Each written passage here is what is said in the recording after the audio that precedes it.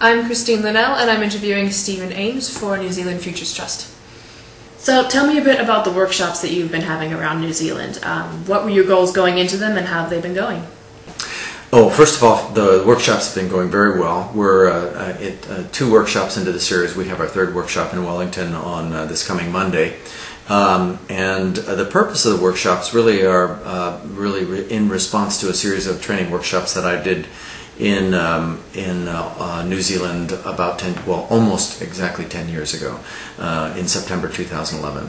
And at that time, we did training workshops on the community visioning process that I work a lot with, and our purpose was to sort of introduce this concept of planning for the long-term future in local communities. We were in 5 cities at that time.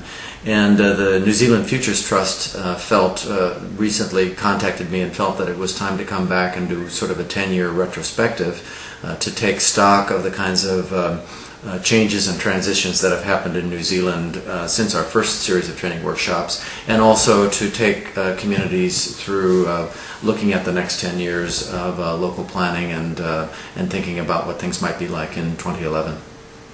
What is the idea of living cities? Where does it come from? Living cities is an interesting new concept, and it is very new. I wouldn't say that the ideas it deal with are brand new, but the way the idea has been packaged is something that's very, very new. There's a group in the United States called the U.S. Green Building Council, which essentially is the primary body, peak body, as you would say here in the U.S., for the promotion of green building. And the chapter of the Green Building Council for the Pacific Northwest, otherwise known as the Cascadia Green Building Council, which includes Oregon, Washington, Alaska, and British Columbia, several years ago decided that the standard of ratings that we use for green building in the United States was not enough. It's called LEED, Leadership in Energy and Environmental Design. And they wanted to see if they could take this whole notion of green building to the next level. Currently, green building is something that is fairly reductionist.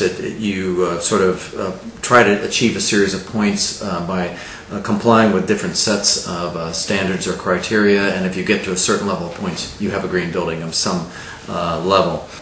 Last year, around this time last year, the Cascadia Green Building Council decided to take it even to a further level, and they issued a call for competition, which they were calling the International Living Cities Design Competition.